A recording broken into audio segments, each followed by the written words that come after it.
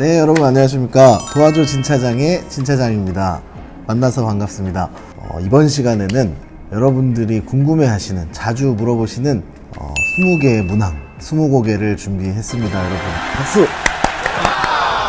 20가지의 질문들에 대해서 답변 드리기 전에 제가 여러분들이 궁금해하실 만한 액세서리를 하나 가지고 나왔습니다. 바로 시놀로지의 210M20-T1, 210M20-T1이라고도 얘기하는데요. M.2 NVMe SSD도 장착해서 캐시도 설정할 수 있고, 그리고 텐지 카드까지도 같이 결합돼서 이 하나의 어댑터 카드로 모두를 다 사용할 수 있는 그런 옵션 액세서리인데요. 제가 항상 계획을 하고 있는 게 20곡의 20문답 시간에는 항상 이런 좀 여러분들이 평상시에 일반적인 제품에서는 보시기 어려운 이런 액세서리들이나 제품 같은 것들을 좀 소개를 해드릴까 합니다. 그래서 실제로 한번 열어보겠습니다. 개봉을 해보면 이렇게 PCI 슬롯에 장착을 할 수 있는 형태의 카드, 어댑터 카드가 들어있고, 그리고 열을 식혀주는 방열판이 들어있습니다. 그래서 이 모습을 보시면 실제로 외부로 노출되는 부분 쪽에는 텐지를 연결할 수 있는 포트가 하나 장착이 이미 되어 있습니다. 내장이 되어 있고요. 형태는 SFP 플러스 광 타입이 아니라 일반 텐지. 나 틀리면 어떻게 해야 돼 근데? 텐지가 내장이 되어 있고요. 텐지는 일반 많이 사용하고 계시는 SFP 플러스 광 타입의 방식이 아니라 일반 이더넷 타입이죠. RJ45 타입의 텐지를 지원하는 포트가 하나 내장이 되어 있습니다. 그리고 위쪽 부분을 살펴보면 M.2 NVMe 타입의 SSD를 장착할 수 있는 슬롯이 두 군데가 마련이 되어 있습니다. 그래서 이 슬롯에 두 개의 M.2 SSD를 장착하셔서 SSD 캐시 메모리로 설정을 해서 사용하실 수 있는 올인원 형태의 어댑터 카드라고 보시면 되겠습니다. 이 카드를 소개를 해드리는 이유는 기존에는 따로따로 사용을 하셨어야 되는 형태를 갖추고 있었기 때문입니다. 그러니까 NVMe 메모리는 SSD는 결국 따로 설정을 하셔야 되고, 텐지는 텐지 카드대로 또 장착을 하셔야 되고, 그렇기 때문에 작은 형태, 타워형 모델 같은 경우에는 PCI 슬롯이 통상 하나만 제공을 하기 때문에 두 개를 모두 다 사용하기에 어려움을 가지고 있었던 부분이 있었습니다. 그래서 이 제품 같은 경우에는 렉타입 모델 중에서도 원유 RS820 플러스나 RP 플러스 모델, 그리고 타워형 모델 많이 사용하고 계시는 DS1819 플러스 모델 같은 경우에도 해당 어댑터 카드, 올인원 형태의 어댑터 카드를 쓰시면 텐지도 쓰고 M.2 SSD 캐시도 잡을 수 있는 그러한 옵션 어댑터 카드가 되겠습니다. 그래서 최근에 나온 신제품이기 때문에 여러분들께 꼭 소개해드리고 싶어서 제가 가지고 나와봤습니다. 이제부터 여러분들이 많이 평상시에 질문하시는, 그리고 궁금해하시는 질문들을 모아봤는데, 그 질문들에 대해서 제가 간략하고 심플하고 쉽게 답변해드리는 시간을 가져보겠습니다. 사무실 혹은 집에서 나스를 놓고 사용하실 때, 시놀로지 나스를 놓고 사용하시다가 갑자기 제품에서 삐삐 하는 소리가 나게 됩니다. 그런 경우에 비품이 나는 이유는 통상 두 가지 정도가 있습니다. 첫 번째, 하드디스크에 문제가 발생했을 경우. 두 번째, 장비 자체에 어떤 특정 부품 또는 위치에 문제가 발생했을 경우, 보통 팬 등이 이유가 되겠습니다. 혹은 전원부에 문제가 있거나. 그래서 이러한 경우에 비품이 나기 때문에 결론적으로 말씀드리면 장비에 이상이 생겼다, 그걸 알려주는 것이고, 그렇기 때문에 증상을 즉각 확인하셔야 되겠습니다. 네, 하드디스크가 고장났다라고 확인이 되셨을 때는 일단 내가 사용하고 있는 제품이 온라인상, 그러니까 제품이 켜져 있는 상태에서 핫스왑, 교체가 가능한지, 디스크를 교체가 할 수 있는 제품인지, 혹은 장비의 전원을 끄고 하드를 교체하여야 하는 제품인지 먼저 확인하셔야 되고요, 첫 번째. 그리고 그게 확인이 되셨다면 동일한 기존에 고장나지 않은 디스크, 장착되어 있던 하드와 동일한 디스크를 구비를 하셔서 고장난 디스크와 교체 작업을 하시면 됩니다. 그리고 이때 많이 물어보시는 질문이 다른 제품 혹은 다른 모델의 디스크를 장착해서 수리를 하면 안 되느냐 라는 질문 많이 하시는데, 그러셨을 경우에 당장에 수리를 하는 데 문제는 없겠지만 장기간 놓고 사용을 했을 때는 문제가 되실 수가 있습니다. 그렇기 때문에 그런 부분에 있어서는 반드시 기존에 사용하시던 하드와 동일한 제품으로 수리를 진행하시는 걸 권장을 드리고요. 관리 설정 화면에서 클릭 한 번만 해주시면 간편하게 리빌딩을 하실 수가 있습니다.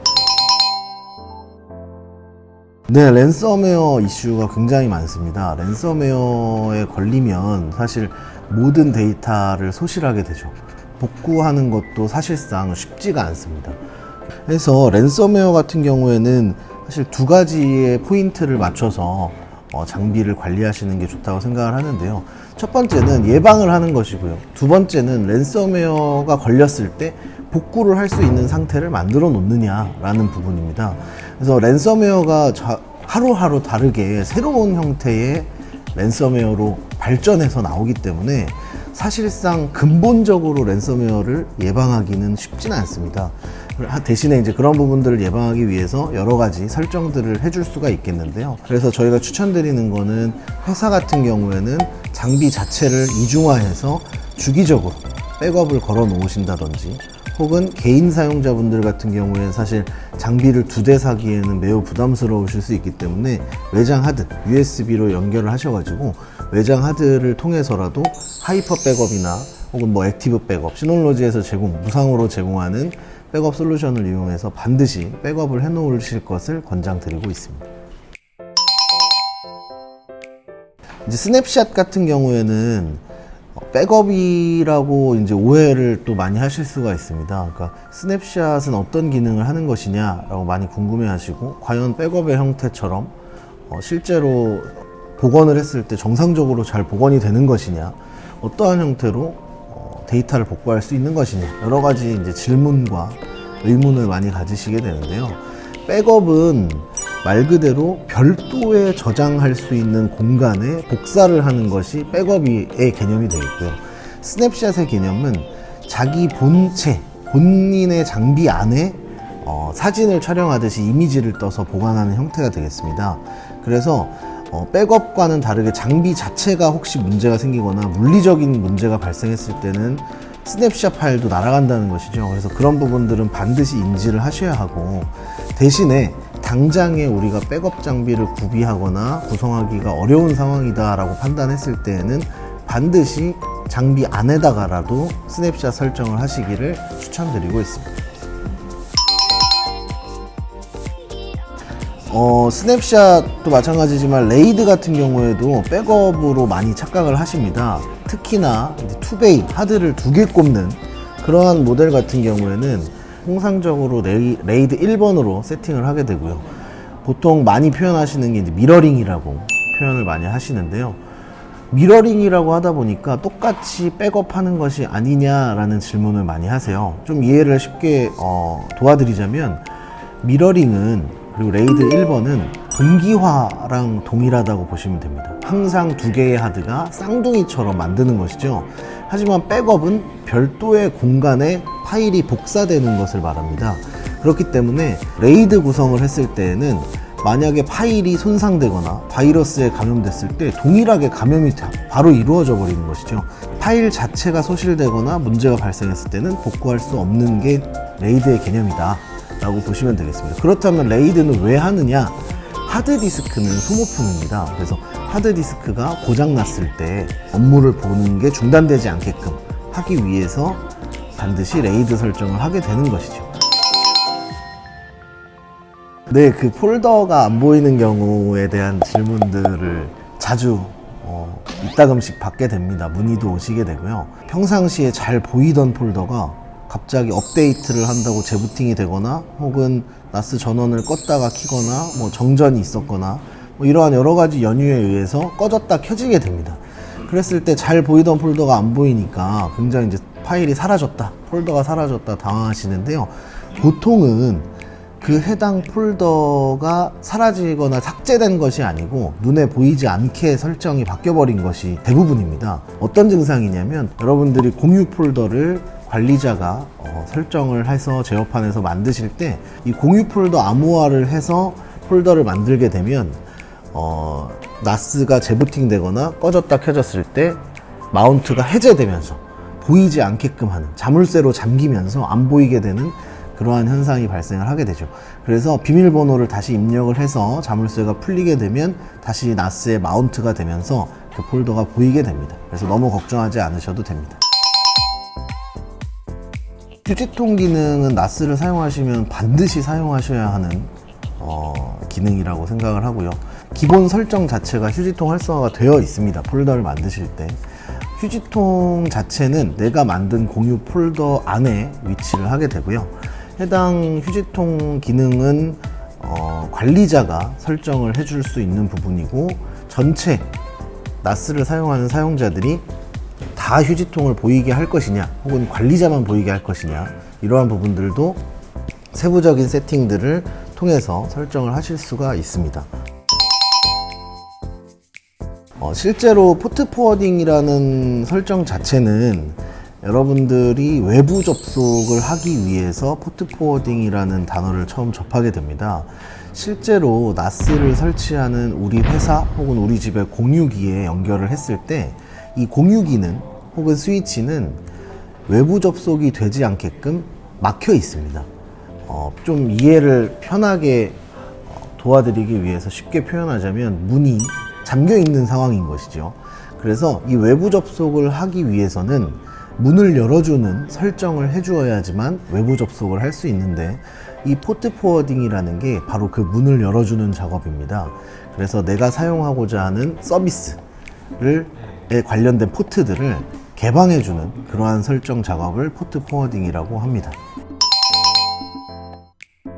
결론만 말씀드리자면 반드시 나스 하드디스크, 나스 전용 하드디스크를 사용하시기를 권장드리고 있습니다. 실질적으로 과거에는 나스용 하드디스크가 없었기 때문에 일반 PC용 하드디스크를 사용을 했었고요. 그 과정에서 레이드를 잡아서 사용하다 보니 2년, 3년 후에 데이터가 모두 날아가거나 소실되는 그러한 형태의 문제점들이 확인이 된 바가 있습니다. 그로 인해서 각 제조사들도 나스 전용 하드디스크가 나오게 된 것이고요. 차이는 무엇이냐 많이 물어보시는데, 우리가 PC용 하드디스크는 일반 단일의 형태로 사용을 하기 때문에 앞서 말씀드렸던 레이드 구성, 묶어서 사용하는 형태로 사용을 안 하게 됩니다.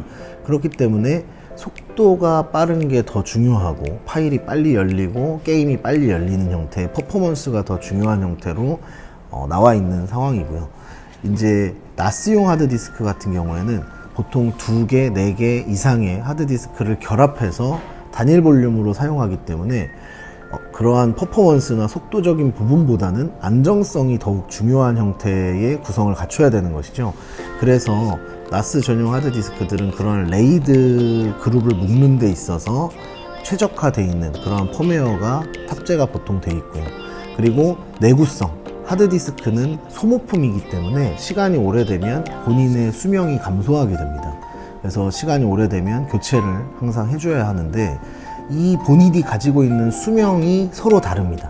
일반 PC용 하드에 비해서 나스용 하드 혹은 그 윗단에 있는 서버, 엔터프라이즈용 하드들 같은 경우에는 그러한 수명이 훨씬 더 길게 설계가 되어 있는 것이죠. 그렇기 때문에 더욱더 안전하고 오랫동안 사용할 수 있다라는 부분을 꼭 말씀드리고 싶습니다. 10만 명을 돌파한 저희 네이버 포럼 시놀로지 카페가 있는데, 그 해당 카페에 보면 개인 사용자분들이 워낙 많으시다 보니까 이러한 질문들을 굉장히 많이 하십니다. 그리고 실제로 구입해서 사제 메모리를 사용해서 쓰시는 분들도 계시고요. 근데 이제 이러한 부분들은 반드시 고려하셔야 될 부분이, 장비가 고장나거나 문제가 생겼을 때, 워런티 이내일 때 그러한 사제 메모리를 사용하게 됐을 때는 AS가 불가능하다라는 부분을 반드시 인지하셔야 됩니다. 그래서 적극적으로 워런티 기간 이내일 때는 정품 메모리를 사용하시는 걸 적극 권장드립니다.